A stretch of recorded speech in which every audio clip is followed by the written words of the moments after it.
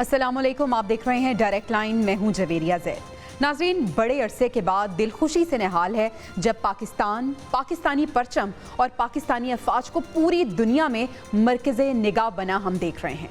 Saudi अरब की फ़ज़ाओं में पाकिस्तानी वज़ीर-ए-आज़म के तैयारे को F-15 जंगी जहाज़ों ने घेर कर जो इज़्ज़त दी वो महज एक प्रोटोकॉल नहीं था, बल्कि ये पाकिस्तान की बढ़ती हुई इलाकाई अहमियत और आलमी स्टेज पर इसके उभरते हुए किरदार का ऐलान था। वली-अहद मोहम्मद बिन सलमान के पुरतपाक इस्तकबाल और दोनों ममालिक के दरमियान होने वाले तारीख साज दिफाई मुआहदे ने खित्ते में एक नई सफ़बंदी की बुनियाद डाल दी है। मुआहदा ये है कि एक मुल्क पर जारहियत दूसरे मुल्क पर हमला तस्वुर होगी, यानी अब पाकिस्तान और सऊदी अरब एक ही सफ़ में खड़े हैं और जारह के मुकाबले दोनों हम आवाज़ हैं। यहाँ एक और पहलू ये भी है कि सिपा सालार को मिलने वाली पजीराई, सऊदी क़यादत का खुले दिल से इज्जत देना, क्या ये इस बात की निशानदेही नहीं करता कि पाकिस्तान का अस्करी किरदार खित्ते में बढ़ रहा है और ये मुल्क अब महज सिफारती बयानबाजियाँ नहीं बल्कि अमली कुव्वत के तौर पर देखा जा रहा है।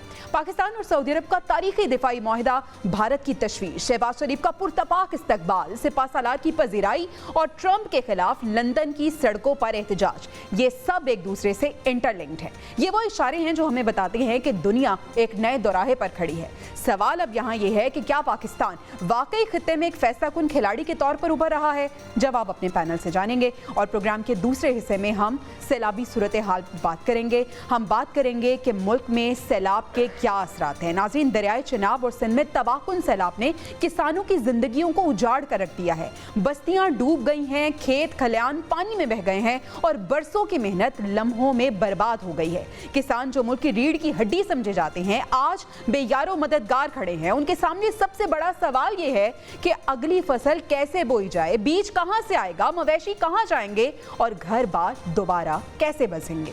नाज़रीन, सवाल ये है कि क्या हम किसान को तन्हा छोड़ेंगे या इसे वो सहारा देंगे जो दरअसल पूरे मुल्क की बका का सहारा है। प्रोग्राम के दूसरे हिस्से में अपने पैनल के सामने इसी सिनेरियो को डिस्कस करेंगे, लेकिन प्रोग्राम का आगाज़ हम कर लेते हैं और बात करते हैं स्ट्रेटेजिक म्यूचुअल डिफेंस एग्रीमेंट के हवाले से।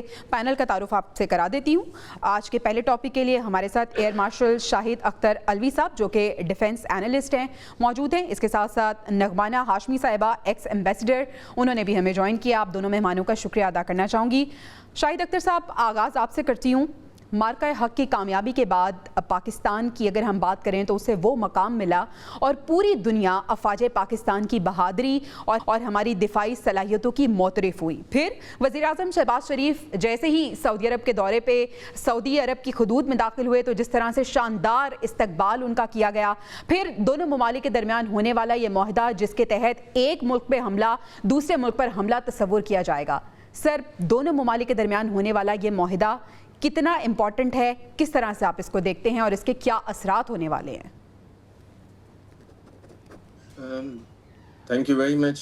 सबसे पहले तो ये है कि ये एक दहाइयों का में अगर आप काउंट करें कि कितने इम्पोर्टेंट इवेंट पाकिस्तान की हिस्ट्री में हुए हैं तो ये एक उनमें एक बहुत बड़ा सिग्निफिकेंट इवेंट है, इसलिए कि स्पेशली इसकी ये क्लॉज के दोनों पे किसी एक पे हमला दोनों पे कंसिडर किया जाएगा।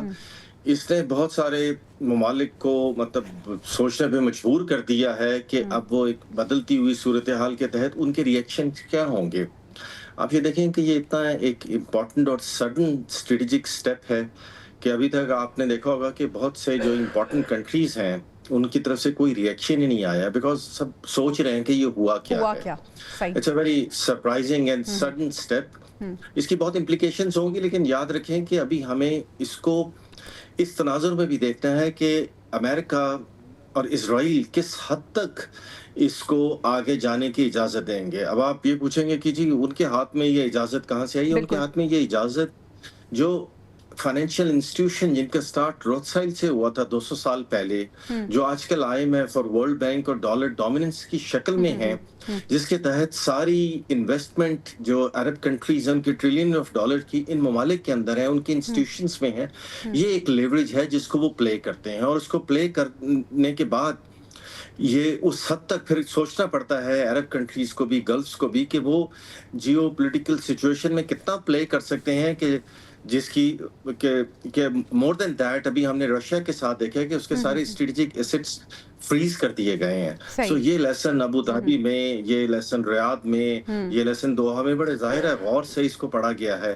تو ظاہر ہے اس تناظر میں ہمیں یہ دیکھنا پڑے گا کہ کیا یہ from tactical to strategic dimension کی طرف جائے گا، کس حد تک جائے گا. میرے اپنے ذاتی نظریے میں یہ پاکستان سعودیہ تک ہی محدود رہے گا، کیونکہ بہت سے لوگ اس کو اوور ایٹ کر کے کہہ رہے ہیں کہ گلف اور باقی مسلم امہ آہستہ آہستہ اس کے اندر آنی شروع ہو جائے گی.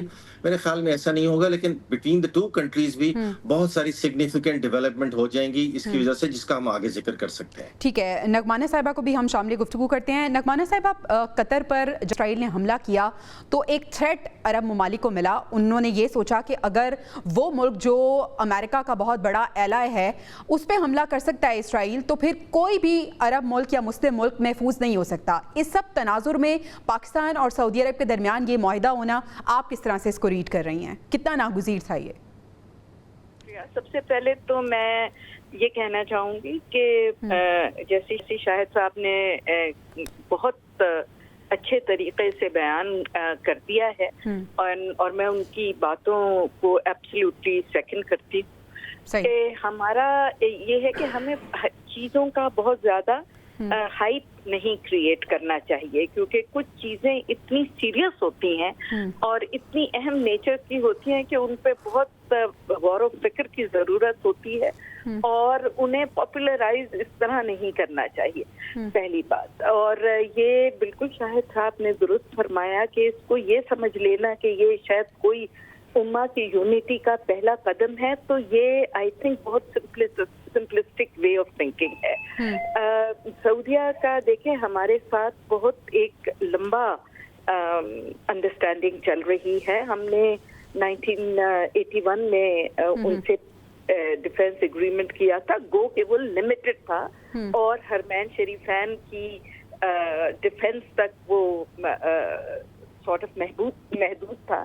لیکن اس کے بعد بھی آپ دیکھیں کہ جہاں تک عرب کنٹریز کا تعلق ہے اور اگر آپ فلسطین کی بات کریں تو ہم نے 73 میں بھی 67 میں بھی ہم نے پریکٹیکلی ان کے ساتھ ان کنٹریز کے ساتھ اسرائیل کا مقابلہ بھی کیا ہوا ہے. بالکل ایسے ہی ہے. ہاں، اور تو دوسرا یہ ہے کہ بہت عرصے سے سعودی عربیہ اپنے ڈیفنس کو مضبوط کرنے کے لیے کوشاں تھا. اور آپ کو یاد ہوگا کہ ہم نے 83 میں پورا ایک بریگیڈ ریز کیا تھا اور ہمارے فوجی جو ہیں وہ وہاں بہت عرصے تک انہوں نے قیام کیا اور بہت ابھی بھی ان کی ٹریننگ اور ہماری بڑی اچھی ان کے ساتھ انڈرسٹینڈنگ جو ہے وہ چل رہی ہے. تو یہ ایک آؤٹ آف دا بلو ایک ویکیوم میں نہیں ہوا، دیر از اے ہسٹری. اور ایک زمانے میں آپ نے دیکھا ہوگا کہ یہ بھی ریسنٹلی بھی باتیں ہو رہی تھی کہ امریکہ شاید انہیں اسٹریٹجک کور دے، لیکن وہ نہیں ہوا. اور یہ خاص طور پہ جو ہمارا کانفلکٹ ہوا ہے انڈیا کے ساتھ، اس میں پاکستان کا جو ایک امیج ہے وہ کمپلیٹلی ایک ڈفرنٹ اینگل سے سامنے آیا ہے، جس میں لوگ یہ تسلیم کرنے پہ مجبور ہو گئے ہیں کہ پاکستان پولیٹیکلی اور اسٹریٹجک پوائنٹ آف ویو سے اپنی ملیٹریلی اسٹرینتھ اور کیپیبلٹی اور ٹریننگ کے معیار سے پروبیبلی نہ صرف خطے میں، خطے کے باہر بھی بہت ہی آپ بالکل درست کہہ رہی ہیں. مارکہ حق کی کامیابی نے پاکستان کو وہ مقام دیا ہے کہ پاکستانی فوج پہ ایک ٹرسٹ ڈیولپ ہوا ہے اور پوری دنیا میں پاکستان زیر نگاہ بنا ہے. الوی صاحب، کتنا کریڈٹ دیں گے آپ مارکہ حق کی کامیابی کو، اور اس کے ساتھ ساتھ یہ بھی کہ یہ جو اگریمنٹ ہوا ہے اس کے آپ کے حوالے سے، آپ کے خیال میں اس کے کیا نکات ہو سکتے ہیں؟ ایک تو ہو گیا دفاعی معاملات میں، دوسرا سر ہمارے جو معاشی معاملات ہیں، اس کے ساتھ ساتھ ہمارے جو جغرافیائی اور علاقائی سلامتی کے حوالے سے جو معاملات ہیں اس میں بھی بہتری آئے گی. عوامی روابط کی بھی اگر ہم بات کر لیں اس کو بھی ایڈ کر لیں. جی بالکل. پہلی بات آپ نے پوچھی کہ مارکہ حق، آئی تھنک مارکہ حق نے ایک بہت سگنیفیکنٹ رول پلے کیا ان اے سینس کہ دنیا نے یہ دیکھا ہے کہ پاکستان ٹیکنالوجی میں بہت آگے ہے جو ان کا خیال بھی نہیں تھا. کیونکہ یہ مارکہ حق میں جو ایریل وارفیئر ہوئی ہے، یہ ایریل وارفیئر मतलब टेक्नोलॉजी की एक हाइट थी जो कि दुनिया ने अभी तक नहीं देखी, और किसने ये अचीव की, ये सारी सिनर्जी और सारे जितने सिस्टम्स हैं उनकी इंटीग्रेशन, ये पाकिस्तान ने दिखाई और इंडिया जैसा बड़ा मुल्क नहीं दिखा सका। सो एक सिग्निफिकेंटली एक बहुत हमने एक ऐसा शो दिखाया है दुनिया को जो कि वो एक्सपेक्ट नहीं कर रहे थे, जो बहुत ही एडवांस कंट्रीज इस तरह का डिस्प्ले कर सकते हैं। सो डेफिनेटली इसने बहुत रोल प्ले किया, नंबर वन। नंबर टू, आपने कहा है कि इस मुआहदे की मजीद डिमेंशंस क्या हो सकती हैं। ऑब्वियसली देखें, हम सऊदी अरब को सिक्योरिटी प्रोवाइड कर सकते हैं, बट क्या सऊदी अरब के पास वेयर विद ऑल है कि वो हमें सिक्योरिटी प्रोवाइड कर सके? May be not. किसी फ्रेंड की एक स्ट्रेंथ होती है, किसी की दूसरी होती है। सो उनकी स्ट्रेंथ जिस फील्ड में है या जिस डायमेंशन में है, वो हमें उस तरफ से सपोर्ट करेंगे। सही। ये इसी तरह आपका एक म्यूचुअल चीज होती है। सो इसके अंदर बहुत सारी डायमेंशंस आएंगी जिसमें notably intelligence sharing about the region वो बड़ी सिग्निफिकेंट है, वो आएगी। फिर ट्रेनिंग बहुत ज्यादा इसके अंदर रोल प्ले करेगी, वो आएगी। फिर आहिस्ता आहिस्ता जो बाकी मामला जिनकी तरफ आप इशारा कर रही हैं उसकी तरफ डेफिनेटली एक झुकाव होगा सऊदीया का, एंड व्हाई नॉट। अच्छा अलवी साहब, आपसे मैं ये भी जानना चाहूँगी कि जो हमारे दुश्मन ममालिक हैं, ख़ास तौर पे अगर हम भारत और इसराइल की बात करें जिनका बड़ा गठजोड़ है, इस मुआहदे से उन पर क्या असरात होंगे, क्या इम्पैक्ट उन पे क्रिएट किया है इस मुआहदे ने? देखिए, रियलिस्टिकली दुश्मन एक ही है, विच इज भारत, जो कि पाकिस्तान का है। अगर आप इजराइल की बात करते हैं तो इजराइल ने कभी सऊदी अरब पे अटैक नहीं किया, ना सऊदीया ने जब से ये स्टार्ट हुई है वॉर्स 48 में उसने प्रैक्टिकली पार्टिसिपेट किया है। अलवी साहब माजरत के साथ, लेकिन पाकिस्तान इसराइल की आंखों में भी खटकता है। जी, खटकता जरूर है, लेकिन देखें हम ना उनके साथ हमारा कोई इस तरह का डायरेक्ट कन्फ्लिक्ट नहीं है जैसे उसके अराउंड जो कंट्रीज हैं उनका है। तो इसका सबसे बड़ा धचका अगर किसी को मिलेगा, देखें प्रैक्टिकली किसी को मिलेगा, वो इंडिया को मिलेगा। बिकॉज अब पहले पाकिस्तान के साथ अगर टर्की और चाइना साथ खड़े दिखाई दे रहे थे, तो अब सऊदीया भी आ गया है। सो ये बड़ी सिग्निफिकेंट चीज हो गई है for India to reconsider everything. Israel के लिए ऑब्वियसली अगर पाकिस्तान वहां पर आ गया है, और हमने इस पूरे मुआहदे में अभी तक जो वर्डिंग है उसके अंदर एक एम्बिगिटी है। जब स्ट्रेटेजिक का वर्ड पाकिस्तान और वो यूज कर रहे हैं, तो स्ट्रेटेजिक का वर्ड पाकिस्तान ने हमेशा फॉर सर्टेन चीजों के लिए यूज किया हुआ है। सो ऑब्वियसली इस मुआहदे को एक और मल्टी डायमेंशंस देने की कोशिश की गई है जिनको नेचुरली एम्बिगुअस रखा जाएगा। सो इजराइल के लिए ऑब्वियसली ये डेटलेस हुआ है, बट इजराइल ने कभी कोई इंटेंशन शो नहीं की थी सऊदी अरब पे अटैक करने के लिए। और मैं देखें, अभी I was ambassador in Syria, अभी मैं आया हूँ तो मैं उस खित्ते की उसको देखता हूँ। मेरी नजर में इजराइल, ग्रेटर इजराइल का जो प्लान है, ये फिजिकल ऑक्यूपेशन नहीं है जिसमें लोग जिक्र करते हैं कि खुदा न खास्ता वो मक्के और मदीने तक आएगा और वो सारे इजिप्ट को ले लेगा, जॉर्डन पूरे। उनके पास देखें इतनी स्ट्रेंथ नहीं है। इसराइल बहुत छोटा मुल्क है कि जो वो होल्ड कर कायम रख सके इन मुल्कों के ऊपर। जब हम ग्रेटर इजराइल की बात करते हैं तो it's a political and economic influence. जब वो कंट्रीज आपके पॉलिटिकल और इकोनॉमिक दायरे में आ गए तो फिर आपको फिजिकल ऑक्यूपेशन की तो जरूरत ही नहीं रहती है, और उस पे इजराइल बहुत तेजी से काम कर रहा है। उसी पे हमें उसके आगे बंद मार के उसको डिफीट देना है। ठीक है, ठीक है। नगमाना साहब, आप कितना थ्रेटनिंग है ये मुआहदा भारत के लिए, और भारत का क्या रिएक्शन इस पे आ सकता है? क्या सोचो विचार इस वक्त चल रहा होगा उनके अंदर? As far as Bharat is concerned, वो तो अभी मे के शौक से ही नहीं निकला है, और उसका प्रॉब्लम ये है कि मे के शौक की इतनी के आफ्टर शॉक्स इतने ज्यादा आए हैं और उसका इम्पैक्ट इतना ज्यादा है कि वो अभी तक अनफोल्ड हो रहा है। तो as far as India is concerned, तो वहाँ तो काफी ज्यादा परेशानी है। इसीलिए आपने देखा है कि फौरन इतने रेजिस्टेंस के बाद मोदी साहब मुंह लटका के और एससीओ कॉन्फ्रेंस में भी शामिल हुए। He is trying very hard कि जी हम इंडिया को वापस जो है वो चीन की तरफ कोई सुलह सफाई की तरफ हम जा सके। तो गल्फ में और सऊदी अरेबिया में तो उनका बहुत ज्यादा इन्फ्लुएंस है, उनके बड़े बहुत वर्कर्स हैं, उनका बहुत ज्यादा इन्वेस्टमेंट्स और चीजें चल रही हैं, और सोशल कॉन्टेक्स्ट भी उनके बहुत ज्यादा है। तो उनके लिए तो ये एक बहुत बड़ा बॉम्बशेल होगा कि हम इतना ज्यादा सऊदिया और गल्फ कंट्रीज के क्लोज है और ये क्या हो गया है। तो उन्हें नेचुरली एक फिक्र जरूर होगी। सही। لیکن انہیں یہ فکر نہیں ہوگی کہ جی یہ دونوں مل کے کوئی ہمارے اوپر جنگ مسلط کر دیں گے. انہیں فکر یہ ہوگی کہ جیسے ابھی یہ شاہد صاحب بھی فرما رہے تھے کہ دیکھیں ہر ایک کنٹری کی اپنی اسٹرینتھ ہوتی ہے. اس وقت جو سعودیہ کی اسٹرینتھ ہے وہ ان کی اکنامک اور فائنینشیل اسٹرینتھ ہے, اور ان کا ہمارا دونوں کا ایک ہی مسئلہ ہے کہ جس طرح ہم ڈیولپمنٹ کی طرف اب جا رہے ہیں, ہم ہماری جو جیو پولیٹیکل اور جو اکنامک ریلیونس ہے وہ بڑھ رہی ہے, اسی طرح سعودیہ میں بھی دیکھیں ایک بڑی میجر ٹرانسفارمیشن ہو رہی ہے, اور اس سے جو لوگوں کی ایکسپیکٹیشن ہے, جو عوام کی ایکسپیکٹیشن ہے دونوں ممالک میں, وہ بہت زیادہ بڑھ گئی ہے. اس لیے بہت ضرورت ہے کہ جو ایم بی ایس کا ایک پلان ہے ویژن 2030, وہ اس کے لیے اس کو ایک پرامن ایٹماسفیئر چاہیے, انوائرمنٹ چاہیے, اور وہ یہ نہیں چاہے گا کہ اس کی سیکیورٹی کسی حساب سے تھریٹن ہو, کہ اس کا جو 2030 ویژن ہے اور ٹرانسفارمیشن آف سعودی عربیہ ہے ایز اے کنٹری, اس پہ کوئی افیکٹ آئے. ہمارا صحیح. الوی صاحب میں آپ سے یہ جاننا چاہوں گی کہ یہ کہنا کیا غلط نہیں ہوگا کہ دونوں ممالک نے بارٹر کیا ہے اپنی اپنی اسٹرینتھ کو لے کے, جو اسٹرینتھ سعودی عرب کے پاس ہے اس نے وہ آفر کیا ہے پاکستان کو, اور پاکستان کی جو اسٹرینتھ ہے انہوں نے آفر کیا ہے سعودی عرب کو. تو یہ معاہدہ کتنا بیلنسڈ آپ کو لگ رہا ہے؟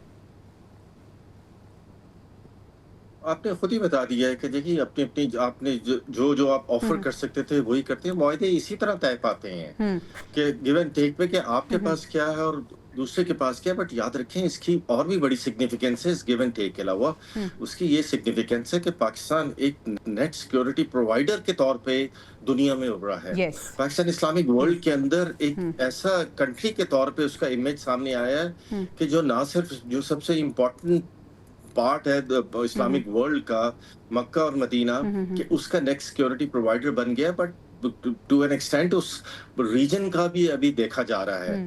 اور دیکھیں اس کی سگنیفیکینس یہ ہے کہ جب اسرائیل نے قطر پہ اٹیک کیا اور اس کے بعد یہ معاہدہ ہونا, تو اس کی سگنیفیکینس کو اور بڑھا دیتا ہے. اور دوسری بات ہے کہ سعودی عرب کو دیکھیں, جیسے ابھی فرما رہی تھی کہ اس کا جو ایم بی ایس کا صاحب کا جو ویژن ہے 2030 کا, اس کے اندر سیلف ریلائنس ہے ملٹری ڈومین میں بھی, کہ ہم اس میں بھی آہستہ آہستہ پروڈکشن میں آئیں. تو پاکستان سے اچھا partner which is so affordable military domain میں, وہ تو ان کو کبھی کوئی مل بھی نہیں سکتا تھا, not only in terms of training بلکہ in terms of development also, جو بھی چیزیں وہ کرنا چاہیں گے. سو it's a win-win for both and it's more win for Saudi. اگر ہم اس کو فورس ہی کریں تو کیا یہ معاہدہ نقطۂ آغاز ہے, سٹارٹنگ ہے, دیگر اسلامی ممالک کے ساتھ بھی معاہدے ہو سکتے ہیں یا وہ بھی اس میں شامل ہو سکتے ہیں؟ اور ایک تجویز جو پاکستان کی طرف سے دی گئی تھی عرب نیٹو کے حوالے سے, آپ کو لگتا ہے کہ اس کا نقطۂ آغاز ہے یہ؟ دیکھیں مجھے ابھی فرینکلی اسٹیج پہ نہیں لگتا. نقطۂ آغاز اس سینس میں ہو سکتا ہے کہ تھنکنگ پوائنٹ آف ویو سے, آپٹیمزم پوائنٹ آف ویو سے, یس دس از دا بگننگ. بٹ اگر آپ کہیں کہ پریکٹیکلی, تو یاد رکھیں کہ جو اپوزنگ کیمپ ہے اس کے ہاتھ میں بہت ساری لگامیں ہیں ابھی, اس کے ہاتھ میں بہت سارے دانے ہیں جو وہ پھینک سکتا ہے, اور اس میں فائنینشیل انسٹیٹیوشنز ہیں جس پہ ریلائنس ہے ساری دنیا کی ایٹ دا مومنٹ. سو اس معاہدے کو دیکھا جائے گا کہ کہیں یہ بریک کی طرف جانے کی طرف تو نہیں ہے. سو بہت سارے ریڈ فلیگ ریز ہو جائیں گے اس معاہدے سے. ابھی ریئیکشنز آپ دیکھیں گے آہستہ آہستہ سامنے آئیں گے. اور دوسری بات ہے, دیکھیں ہماری پالیسی بیلنس ہے, ہم نے امریکہ اور چائنا دونوں کو ساتھ لے کے چلنا ہے. سو ہم کبھی بھی نہیں چاہیں گے کہ اس معاہدے کو اس نظر سے دیکھا جائے کہ چائنا کی ریجن کے اندر ڈومیننس آ گئی. اگر اس طرح دیکھا گیا تو یہ معاہدے کا سٹارٹنگ میں ہی ایک فیلئر ہو جائے گا.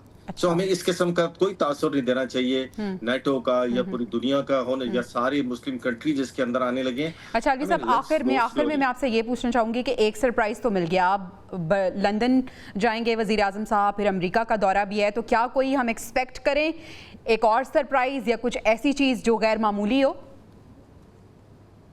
I don't know, مجھے نہیں معلوم آپ کس چیز کی طرف ہینٹ کر رہے ہیں, تو میں اس کا کچھ سر میں بات کر رہی ہوں کہ جس طرح سے سعودیہ کا دورہ ہوا تو ایک اگریمنٹ سائن ہوا, اب وزیر اعظم صاحب نے لندن بھی جانا ہے, امریکہ بھی جانا ہے, تو کیا ہم کچھ سرپرائز وہاں پہ بھی ایکسپیکٹ کریں؟ ہو سکتا ہے ان terms of agreement. I don't think so, because हमने अमेरिका को जो एक गुडविल थी, बस हम उसकी टेस्ट की उसकी लिमिट तक ले जा चुके हैं, ये सऊदीया के साथ मुआहिदा करके। सही। तो इससे ज्यादा कुछ होना अब हो सकता है कि अब सऊदी मनी की वजह से हम कुछ अमेरिकन ऐसा डिफेंस इक्विपमेंट खरीद लें जो वो विलिंग है इस वक्त हमें देने के लिए। सही। It was just a shortage of money जिसकी वजह से नहीं हो सकते, तो वो चीज मैं देख सकता हूँ। बट मोर देन दैट नहीं, याद रखें कि अमेरिकन ट्रेड डेलीगेशन बहुत बड़ा ऑलरेडी इंडिया पहुंच चुका हुआ है। सो अगर आप समझ रहे हैं कि इंडिया की इम्पोर्टेंस डिमिनिश हो चुकी हुई है इन दी आईज ऑफ अमेरिका और बिल्कुल बैलेंस चीजों का बदल चुका है, तो ऐसा नहीं है। चीजें बहुत स्लोली मूव करती हैं डिपेंडिंग कि आपकी बेसिक स्ट्रेंथ क्या है। आपकी बेसिक स्ट्रेंथ अभी बहुत ज्यादा नहीं है। ठीक है, शाहिद अख्तर अलवी साहब हमारे साथ मौजूद थे, नना हाशमी साहब हमारे साथ मौजूद थी। नाजरीन, ये बात तो तय है कि पाकिस्तान आलमी उफ़क़ पर उभरा ज़रूर है और पूरी दुनिया ने देखा है कि पाकिस्तान की दिफाई सलाहियत क्या है, और इसी बुनियाद पर पाकिस्तान और सऊदी अरब के दरमियान ये स्ट्रेटेजिक मुआहिदा भी हुआ है जिसकी बहुत अहमियत भी है। अभी हमें ब्रेक पर जाना है, ब्रेक से वापस आएंगे तो मुल्क में सैलाबी जो सूरत हाल है उसको डिस्कस करेंगे। Stay with us.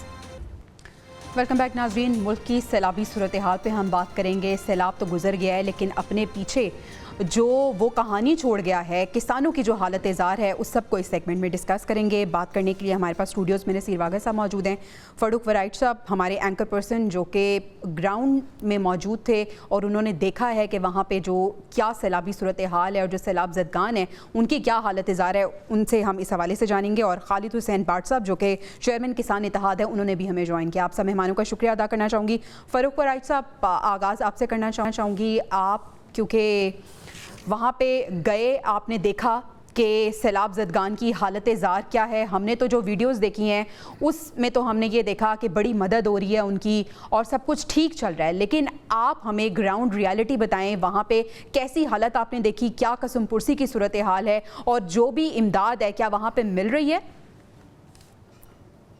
जी, बहुत शुक्रिया आपका जो आपने कहा कि वीडियोस देखी। मैं पहले तो ये अर्ज़ कर दूं कि ये जो सैलाब है इसने सिर्फ पंजाब के 50 लाख तकरीबन लोगों को मुतासिर किया है और आपके पास फिगर्स होंगे, लेकिन जो मैंने खुद देखा, अगर आपने सभी ने खबरों में सुना है अलीपुर के बारे में, ये मुजफ्फरगढ़ ज़िला है, तहसील है उसकी अलीपुर, और ये शहर में आप जाएं उससे पहले जलालपुर पीर वाला आता है, तो आपको पता चलेगा कि कितनी बड़ी तबाही होकर गुजर गई है। और मुझे इससे आगे अलीपुर से आगे भी एक जगह सीतपुर जाने का मौका मिला जो जहाँ पे ज़मीनी रास्ता कट जाता है और आपको कश्ती लेके उस पर सफ़र करना पड़ता है 1-1.5 घंटा। जब मैं वहाँ पर पहुँचा हूँ तो मैंने वहाँ पर देखा, देखिए ये जो 1-1.5 घंटे का सफ़र था, ये भी आपको लगता है कि आपके इर्द गिर्द कोई क़यामत बरपा हुई थी। यानी आप पानी में से गुजर रहे हैं। इस वक्त जो है अगर आप देखें तो जो लोग हैं उनके घर डूब चुके हैं, फसलें डूब चुकी हैं और उनके जो माल मवेशी हैं उनकी भी कोई पुरसाने हाल नहीं। और जब आप वहाँ पे जाते हैं, आपने कहा ना सब ठीक हो रहा है, मैं बड़े अफसोस से ये बात कह रहा हूँ कि सब ठीक है नहीं है और मैकेनिज्म एक मौजूद नहीं है। मुझे तो ये नज़र आया जैसे हुकूमत करना भी चाहती है लेकिन कर नहीं पा रही। उसकी वजह क्या है कि जो कैंप्स थे वहाँ पर लोग बैठे हुए थे। मुझे एक वजीर साहब ने कहा कि ये देखें एक शख्स है, ये तीसरी मरतबा आया है, ये यहाँ से ये चीज़ें लेके जा रहा है, और मकामी लोगों ने बताया ये यहाँ का नहीं है। यानी आपने जरा बात समझनी है, ये बात मैं एक मिसाल दे के समझा रहा हूँ कि जो लोग जो सफ़ेद पोश हैं, जो इज्जत नफ्स का अपने ख्याल रखते हैं, वो किसी कैंप में जाके हाथ नहीं फैला सकते, वो अपने घरों में मौजूद हैं। मेरे साथ एक लड़का था जिसने 5 दिन बाद अपने घर वालों को राशन का सामान दूर से फेंका और इस बात पे वो खुश था कि उसने 5 दिन बाद बिलाखिर जो अपने घर वाले भूखे हैं उनके लिए सामान। ये एक मिसाल नहीं है, कई मिसालें हैं कि लोगों के सामान बह गए हैं, लोगों की खड़ी खड़ी फसलें तबाह हो चुकी हैं और अभी भी उनको कुछ पता नहीं कि उनका मुस्तकबिल क्या होगा।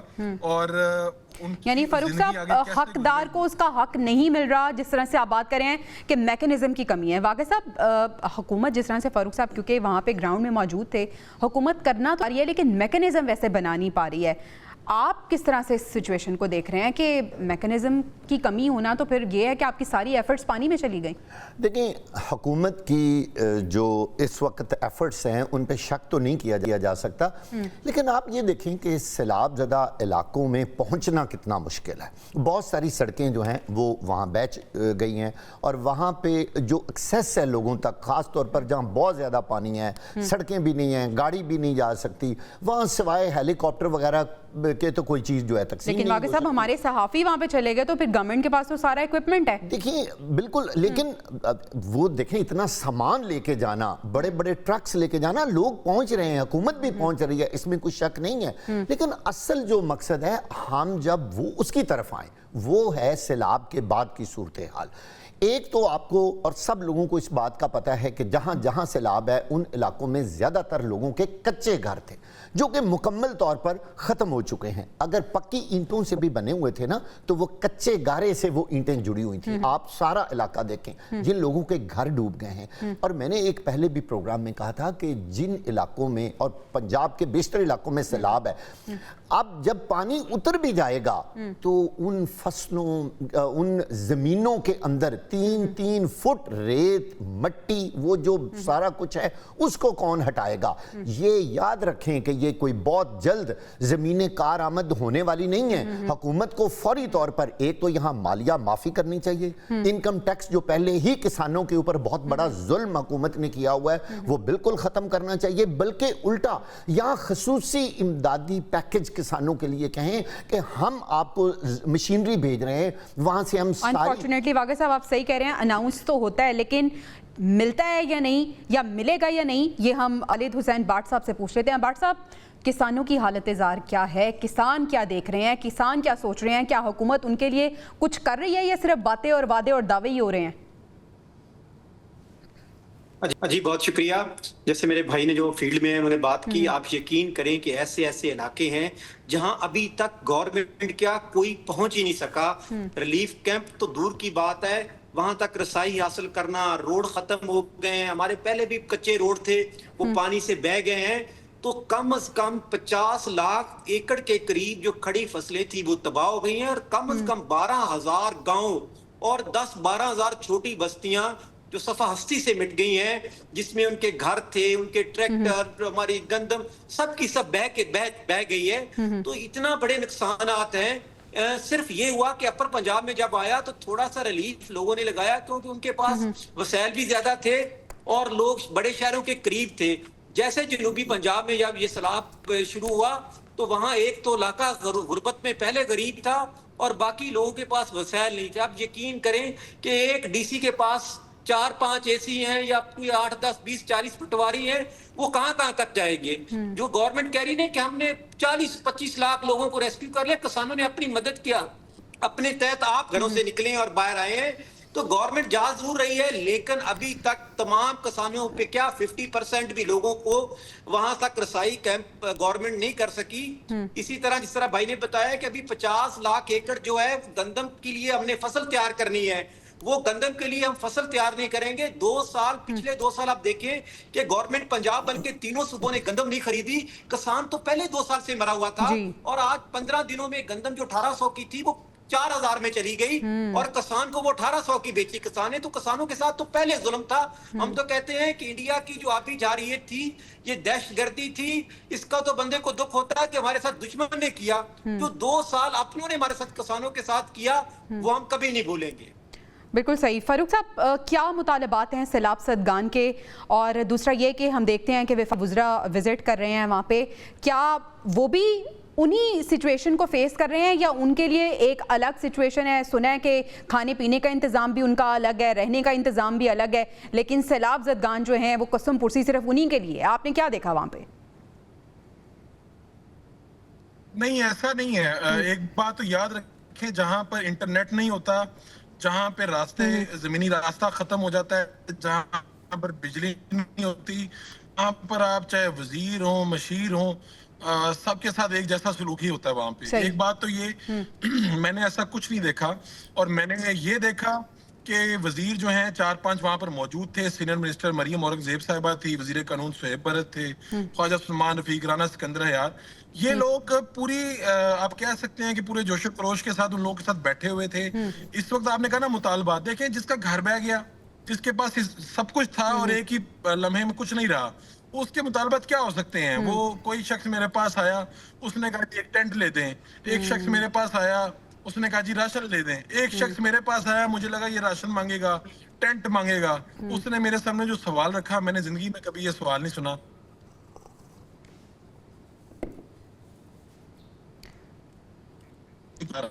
ناظرین اس کو یہیں سے کنٹینیو کریں گے, ابھی ہمیں بریک پہ جانا ہے. بریک سے واپس آئیں گے تو سیلاب زدگان کی جو قسم پرسی کے واقعات اور حالات ہیں اور کسانوں کی جو حالات ہیں اور ان کے مطالبات ہیں اس پہ بات کریں گے. Stay with us. Welcome back ناظرین. بریک پہ جانے سے پہلے فاروق صاحب ہمیں بتا رہے تھے کہ انہیں ایک ایسا سوال سننے کو ملا جس نے انہیں حیران کر دیا. فاروق صاحب آپ سے جاننا چاہیں گے کیا سوال تھا وہ شخص میرے پاس آیا اور اس نے روتے ہوئے یہ سرائکی زبان میں کہا کہ 8 لاشیں ہیں جو اس کے گھر والوں کی ہیں, میتیں, وہ دفنانے کا بندوبست کروا دیں. میں نے موجودہ جو وہاں پر موجود تھا پولیس آفیسر, اس سے ریکویسٹ کی تو اس نے یہ بھی کہا کہ اس سے پہلے بھی میں ان سے کہہ چکا ہوں, لیکن یہ لوگ جب آپ لوگ چلے جاتے ہیں تو پھر ہماری بات نہیں سنتے. تو یہ صورتحال ہے, یہ پکچر ہے وہاں کی. ایک مثال دے کے میں نے بتائی, جو لوگ وہاں پر ہیں, جو لوگ کئی دنوں سے وہاں پر پھنسے ہوئے ہیں, ان کا کوئی پرسان حال نہیں ہے. گورنمنٹ کوشش ضرور کر رہی ہے, لیکن جو کیمپس ہیں وہاں پر جب وزیر جاتے ہیں, جب جس طرح مریم اورنگزیب صاحبہ وہاں پر موجود ہیں, لوگ ذرا مطمئن ہو رہے ہیں کہ یار یہ یہاں پر موجود ہے. میرے پاس کئی لوگ ایسے آئے جنہوں نے کہا کہ مریم اورنگزیب کب تک یہاں پر رہیں گی. تو میں نے ان سے پوچھا آپ مجھ سے یہ سوال کیوں کر رہے ہیں جو متاثرین اسلام متاثرین. انہوں نے کہا جب سے یہ بی بی آئی ہے یہاں پر کام ہونا شروع ہو گئے ہیں, کشتیاں آ گئی ہیں, سامان آ گیا ہے, ریسکیو کی سرگرمیاں چل رہی ہیں. یہاں سے آپ اندازہ لگا لیں کہ جو علاقہ لائم لائٹ میں آ جاتا ہے یا وہاں پر وزراء پہنچ جاتے ہیں, وہاں پر تو امدادی سرگرمیاں ہونا شروع ہو جاتی ہیں. لیکن ابھی بہت اچھا فاروق صاحب, کشتیوں کی آپ بات کر رہے ہیں تو یہ بھی ایک پروپیگنڈا کہہ لیں یا ایک حقیقت اس کو کہہ لیں, آپ ہمیں صحیح بتا سکتے ہیں. یہ بھی ہوا تھا کہ کشتی مالکان, جو پرائیویٹ کشتی مالکان ہیں, وہ لاکھوں روپے وصول کر رہے ہیں. اور خاص طور پہ جو سوال آپ کہہ رہے ہیں کہ اگر میتوں کو لے کے جانا ہے تو اس کے اتنے پیسے, اگر آپ کی فیملی کو ریسکیو کرنا ہے, ایویکویٹ کرنا ہے تو اس کے الگ پیسے. تو کیا یہ سینیریو آپ نے دیکھا وہاں پہ؟ پھر چوری ڈاکے بھی ہو رہے ہیں. یہ واقعات ہوئے ہیں شروع میں, لیکن جس دن ہم پہنچے وہاں پہ میں نے وہاں پہ وزیر قانون سے بھی یہ سوال کیا تھا. وہاں پر جو چوری کی شکایات ہیں وہ بھی ہوئی ہیں. یعنی کچھ لوگ ہیں جنہوں نے جی ہم آپ کو ریسکیو کرتے ہیں, آپ کے جو بیڑے ہیں, بیڑ صاحب ہیں, تو ریسکیو کے بعد جب وہ سامان ہے وہ بعد میں ملا ہی نہیں. تو یہ شکایت آئیں. مجھے وزیر قانون نے, بلکہ جو ہوم سیکرٹری, انہوں نے یہ بتایا کہ 3 لوگ اریسٹ ہوئے ہیں, 3 افراد اریسٹ ہوئے ہیں جو اس صوبے سے نہیں تھے اور وہ اسی طرح کی سرگرمی میں گرفتار ہوئے ہیں. لیکن اس طرح کے واقعات ہوئے ہیں. دوسرا جو کشتی والا, ریسکیو کشتی والے پیسے لے رہے ہیں من مانی, وہ گورنمنٹ نے پابندی لگا دی ہے کہ پرائیویٹ کو اس طرح نہیں کر پائے گا. یہ گورنمنٹ یا جو رجسٹرڈ ادارے وہ کریں گے, لیکن اس کے باوجود یہ اتنا بڑا ڈیزاسٹر ہے کہ اس کے اندر بہت سی چیزیں آپ نہیں کر پا سکتے. ٹھیک ہے. یعنی واغا صاحب افسوس کا مقام یہ ہے کہ گورنمنٹ تو اپنا کام کر رہی ہے, ایک ہم پہ مصیبت بھی آئی ہے, لیکن لوگوں میں کوئی خدا خوفی نہیں ہے اور وہ اپنی آخرت بھولے ہوئے ہیں. کرنا کیا ہے, سولوشن کس طرح سے نکل سکتا ہے؟ کیا صرف حکومت اکیلی یہ کام کر سکتی ہے, ریسکیو کر سکتی ہے, ریسکیو کے بعد پھر ریلیف کا, ریہیبلیٹیشن کا عمل بھی ہونا ہے؟ لیکن نا بہت ساری جگہوں سے یہ بھی خبریں آئی ہیں کہ حکومت پرائیویٹ جو لوگ ہیں ان کو کام کرنے کی اجازت نہیں دے رہی. یہ بات تو درست نہیں ہے. حکومت کو چاہیے کہ اوپنلی لوگوں کو کہیں کہ جو مدد کرنا چاہتا ہے وہ آئے میدان میں اور سیلاب زدگان کی مدد کرے. اب صورتحال یہ ہے کہ حکومت کو فوری طور پر کسانوں کے لیے مالی امداد کا بڑا اعلان کرنا چاہیے. جن لوگوں کے ٹریکٹرز تباہ ہو گئے ہیں, جن کی مشینری تباہ ہو گئی ہے, ان کو مفت یہ سارا کچھ فراہم کرے گی. اس کی وجہ کیا ہے؟ ہم کھائیں گے کہاں سے؟ آپ بتائیے چاول کہاں سے آئے گا, گندم کہاں سے آئے گی؟ یہ ہماری اپنی ضرورت ہے, یہ ملک کی ضرورت ہے. آپ امپورٹ اتنی نہیں کر سکتے جب تک آپ فوری طور پر کسانوں کو مالی امداد نہیں دیں گے. آپ بھول جائیں کہ یہ ساری ریہیبلیٹیشن ہوگی. جو لوگوں کا نقصان ہونا تھا وہ تو ہو چکا اللہ کی طرف سے, یا جو بھی ان پہ مصیبت آئی. لیکن اب حکومت ان کے لیے کیا کرتی ہے دیکھنا. یہ جب ہم اور اللہ تللے اتنے کر رہے ہیں, اتنے خرچے اربوں خربوں کے کر رہے ہیں, تو فوری طور پر ہمیں کسانوں کے لیے ایک پیکج کی اناؤنسمنٹ کرنی چاہیے اور فوری طور پر ان کو جو مالی امداد ہے وہ فٹافٹ ان کو دیں, उनकी ज़मीनों के ऊपर से वो मट्टी उतारें, उनको मशीनरी दें, उनके फौरी तौर पे इंतजामात करें. इसमें जो देर करेगा वो इसका मतलब है कि इन लोगों को और मुसीबत में डालेगा. अब खाद कहाँ से आएगी, बीज कहाँ से आएगा, मुझे बताइए. तो तबाह हो गई, जिसको बेच के पैसे वो तो सारा कुछ तबाह होगी. और मैं एक और आपको बात बताऊं, हमारे 90% जो अराकीन असेंबली हैं वो सारे किसान फैमिली से ताल्लुक रखते हैं. लेकिन इसमें अहम बात क्या है, कोई 25 मुरब्बे का मालिक है, कोई 50 का, कोई 100 का, कोई 20 का. उन्होंने सारी जमीनें ठेके पे दी हुई हैं. मर तो गया ठेकेदार, वो जो असल मालिक है वो नहीं मरा, उसने तो ठेकेदार से पैसे लेने थे. तो मुसीबत तो उसके लिए बन गई जिस बेचारे ने जमीन ठेके पे ली हुई. किसान इत्तेहाद हुकूमत से अब क्या मुतालबा कर रहा है, क्या कोई मौका, क्या कोई पैकेज, क्या मुतालबात हैं आपके जो हुकूमत से आप करना चाह रहे हैं या कर रहे हैं आप लोग? देखिए जी, सबसे पहले तो हमारा मुतालबात ये है कि जो हमारी खड़ी फसलें तबाह हो गई हैं उनका तखमीना लगाया जाए और उनका जो नुकसानात है वो पूरे किए जाएं. दूसरा, फौरन, जैसे हमारे भाई फरमा रहे हैं, फौरन जो हमारी ज़मीनें हैं जिसमें हमारी रेत आ गई है या मवार ज़मीनें नहीं रही, उनकी तैयारी के लिए गंदम, आपको पता है सर 1,60,000 एकड़ सिर्फ पंजाब काश्त करता है. अगर उसमें 50 से 60 लाख एकड़ गंदम काश्त ना हुई और अगले महीने से, बल्कि सिंध में तो शुरू होगी, अगले महीने से पंजाब में गंदम काश्त होगी, तो हम कहते हैं कि हमारी जमीनें तैयार करवाएं, गंदम का सीड दें और फर्टिलाइजर दें और काश्त करवाएं. हमारे पास इतना कुछ नहीं बचा कि हम अगली फसल काश्त कर लें, बल्कि हमारी तो पिछली 2 साल से हमारे मुख्तलिफ तरीकों से किसानों पर मुश्किलात गुजर रही है. तो इस हवाले से हम गवर्नमेंट से ये अपील कर रहे हैं कि सबसे पहले तो हमें जो है ना वो गवर्नमेंट जो है ना सीड और फर्टिलाइजर, ट्रैक्टर, मशीनरी से हम अपनी जमीन हमवार कर सके और अगली फसल काश्त कर सके और उसके बाद तखमीना लगा के जो नुकसान हमारे हो रहे हैं उनका ज़ाला किया जाए. सही. वाक़ई साहब, हुकूमती किसान पैकेज सबसे पहले मिलेगा, नहीं मिलेगा? अगर मिलेगा तो क्या ये जख्म भर पाएगा किसानों का? बहुत मुश्किल है. मेरा जो ख्याल है या जो मुझे नज़र आ रहा है, अब वो इमदाद हो रही है, अभी तो कोशिशें हो रही हैं किसानों के लिए, सैलाब ज़दगान के लिए. लेकिन जैसे अभी मेरे भाई ने फरमाया है, आप देखें जब तक लोगों को माली मदद नहीं मिलेगी, आप बताइए फिर वही बात है ना, गंदम कैसे उगेगी, लोग बीज कहाँ से लेंगे, लोग खादें कहाँ से लेंगे. जब ये चीज़ें नहीं आएंगी तो अगली फसल, देखें आपकी चावल की फसल तो गई, अब आगे वक्त आ रहा है गंदम का. अगर ये गंदम के वक्त से पहले हुकूमत ने माली इमदाद ना की, ट्रैक्टर लेके ना दिए, सारा सामान लेके ना दिया, तो आप कितनी के गंदम इंपोर्ट कर लेंगे? यकीन जाने इतना बड़ा डिजास्टर आने वाला है. इस मुल्क के अंदर कहीं कहत ना पैदा हो जाए. आप जब आप बाहर से गंदम मंगवाएंगे ना तो लग पता जाएगा, और वो कितनी महंगी गंदम होगी. किसान तो पहले ही मरा पड़ा था. जैसे वो बता रहे हैं कि जी 1800 रुपये मन जब गंदम बिकी है, तो आप सोचें वो तो पहले ही माली तौर पे उसकी तो कमर टूट गई थी. लिहाजा ये वो वक्त है कि किसान को खड़ा किया जाए, उसकी माली मदद की जाए, उसकी जमीनों के ऊपर वो हल चलाए जाए, ऊपर से वो मट्टी उतारी जाए और जल्द अज जल्द इस निज़ाम को दोबारा रिहेबिलिटेट किया जाए ताकि वो गंदम बीज सके. गंदम बहुत इंपॉर्टेंट है, हमारी बहुत बड़ी फसल है. एक एक बंदे की जरूरत है. आटा रोटी कौन नहीं खाता. आने वाले वक्त के बारे सोचें, जो होना था वो हो गया. हुकूमत को फौरी तौर पर आने वाले वक्त का इंतजाम करना चाहिए. अगर ये मुतालबात नहीं माने जाते तो फिर किसान इत्तेहाद ने प्लान बी सोचा हुआ है और ग़िज़ाई किल्लत आपको लगता है कि यकीनन पैदा हो जाएगी? किसानों को तो नुकसान होगा ही होगा, पूरे मुल्क का नुकसान होगा. ग़िज़ाई किल्लत तो पैदा होगी जी, क्योंकि हमारी जो पिछले साल हमने गंदम काश्त की थी वो गंदम का रेट 1800-1900 रुपए मन था और जो वनडे का थैला आ रहा था वो 3800 रुपए मन था. तो आप यकीन करें कि हमने अपनी गंदम वनडे के तौर पर अपने माल मवेशी को दे दी. और अभी भी आपने देखा कि गवर्नमेंट ने पहले डीरेगुलेट की कि गंदम आप किसान मर्जी से बेच ले.